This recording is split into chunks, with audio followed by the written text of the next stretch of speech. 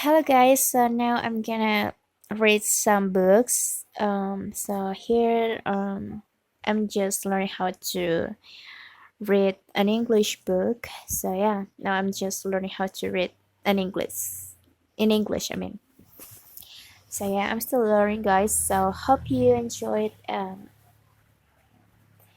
this book is from Jensen Zero.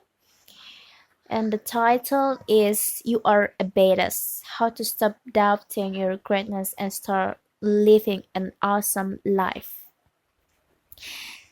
Okay, I'm going to be part 1, chapter 1. My subconscious made me do it. You are a victim of the rules you live by. Jane Holzer, artist, thinker, daughter of brilliance. Many years ago I was a terrible bowling accident. My friends and I were at the tail end of a hit tiebreaker and I was so confused of making a great show of my final shot, leaping into action loudly, declaring my impending victory, dancing and thrilling my way through my approach that I didn't realize where my feet were when I let go of the ball.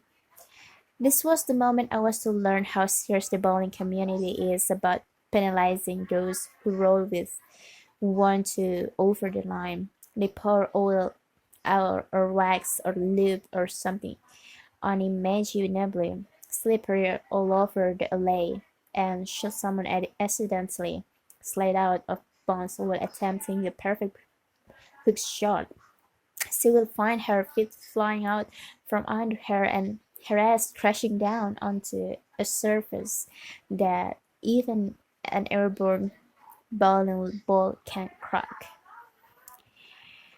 A few weeks later, whilst lying about in bed with this guy I met at Macy's, I explained that ever since my accident, I'm now waking up in the middle of the night with excruciating pain in my feet. According to my acupuncturist, this is from the nerves in my back getting slammed when I fell, and in order to sleep through the night, I had need a new firmer mattress.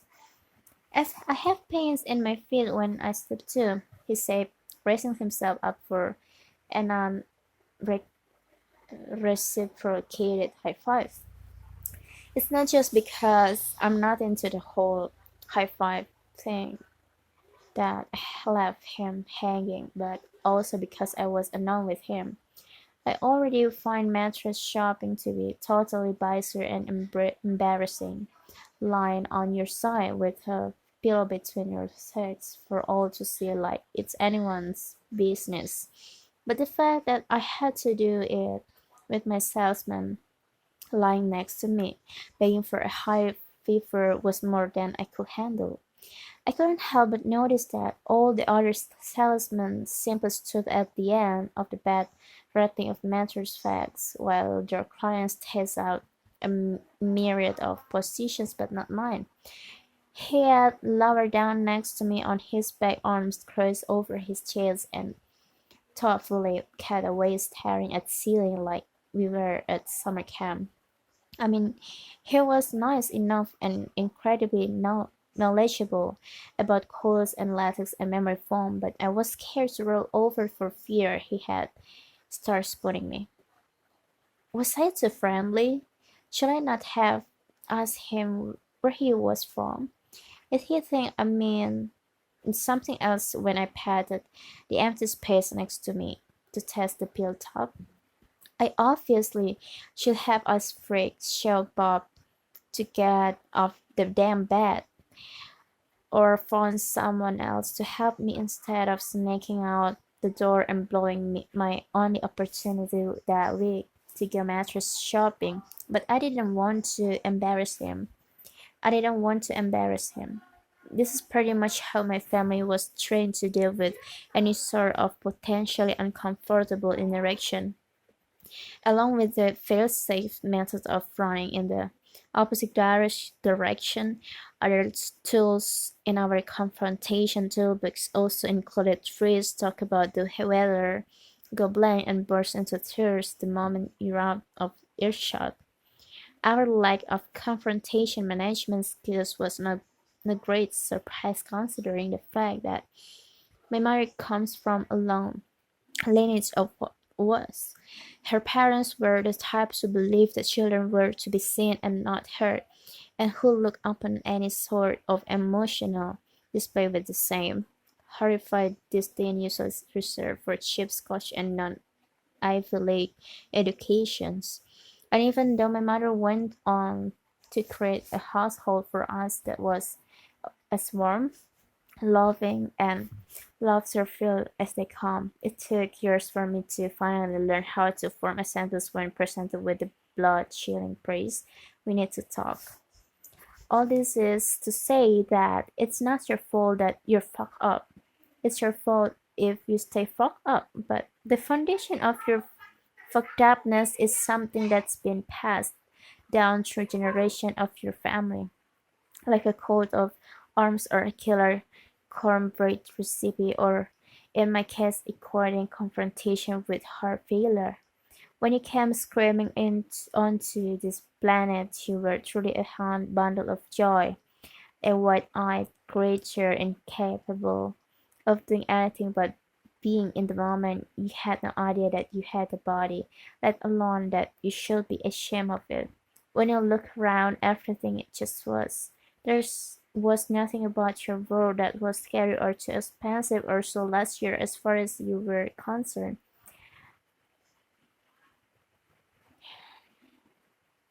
If something came near your mouth, you stuck in it. If it came near your hand, you grabbed it. You were simply a human being. While you explored and expanded into your new world, you also received messages from the people around you about the way things are. From the moment you could take it in, the story filling you up with a lifetime worth of beliefs, many of which have nothing to do with who you actually are or what is necessarily true. In e.g., the world is a dangerous place. You are to fate. Homosexuality is a curse. Size matters. Hair shouldn't grow there. Going to college is important. Being a musician or an artist isn't a real career, etc. The main source of this information was, of course, your parents assisted by society at large. When they were raising you, your parents, in a genuine effort to protect you and educate you and love you with all their hearts, hopefully, pass on the beliefs they learn from their parents, who learn them from their parents, who learn from their parents. The trouble is, many of these beliefs have nothing to do with who they actually are, where or what is actually true. I realize I'm making it sound like we're all crazy, but that's because we kind of are. Most people are living in an illusion based on someone else's beliefs until they wake up, which is what this book will hopefully help you do. Here's how it works. We as humans have a conscious mind and a subconscious mind. Most of us are only aware of our conscious minds. However, because that's where we process all our information, it's where we figure things out, judge, obsess, analyze, criticize, worry that our ears are too big, decide once and for all to stop eating fried food, grasp that 2 plus 2 is 4, try to remember where the hell we left the car keys, etc. The conscious mind is like a relentless overachiever. It's constantly spinning around from thought to thought, stopping only when we sleep, and then starting up again the second we open our eyes. Our conscious mind, otherwise known as our frontal lobe, doesn't fully develop until some time around puberty. Our subconscious mind, on the other hand, is the non-analytical part of our brain that's fully developed the moment we arrive here on Earth. It's all about feelings and instincts, and erupting into ear-piercing temper tantrums in the middle of supermarkets. It's also where we store all the early outside information we get. The subconscious mind believes everything because it has no filter. It doesn't know the difference between what's true and what's not true. If our parents tell us that nobody in our family knows how to make money, we believe them. If they show us that marriage means punching each other in the face, we believe them. We believe them when they tell us that some fat guy in a red suit is going to climb down the chimney and bring us presents. Why wouldn't we believe any of the other garbage they feed us? Our, our subconscious mind is like a little kid who doesn't know any better and not coincidentally receive most of its information when we're little kids and don't know any better because our frontal lobes, the conscious parts of our brains, hasn't fully formed yet. We take in information via the words, smiles, frowns, happy sighs, raised eyebrows, tears, laughter, etc. of the people surrounding us with zero ability to filter any of it, and it all gets lodged in our squishy little subconscious minds as the truth, otherwise known as our beliefs, where it lives undisturbed and unanalyzed until we're on the therapy couch decades later or checking ourselves into rehab again. I can pretty much guarantee that every time you tearfully ask yourself the question, what the fuck is my problem? The answer lies in some lame, limiting, and false subconscious belief that you've been dragging around without even realizing it. Which means that understanding this is majorly important. So let's review, shall we? Our subconscious mind contains the blueprint for our lives. It's running the show based on the unfiltered information it gathered when we were kids, otherwise known as our beliefs. We are, for the most part, completely obvious to these subconscious beliefs that run our lives.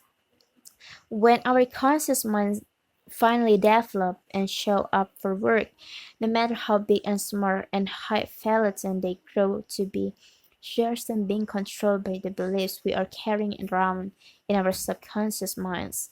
Our conscious mind thinks it's in control, but it isn't. Our subconscious mind doesn't think about anything, but is in control. This is why so many of us tumble through life doing everything we know in our conscious minds to do, yet remain mystified by what's keeping us from creating the excellent lives we want. For example, let's say you were raised by a father who was constantly struggling financially, who walked around kicking the furniture and grumbling about how money doesn't grow on trees, and who neglected you because he was always of trying and for the most part failing to make a living. Your subconscious took this in a phase failure and might have developed beliefs such as money struggle, money is unavailable, it's my fault that I was abandoned by my father, money sucks and causes pain.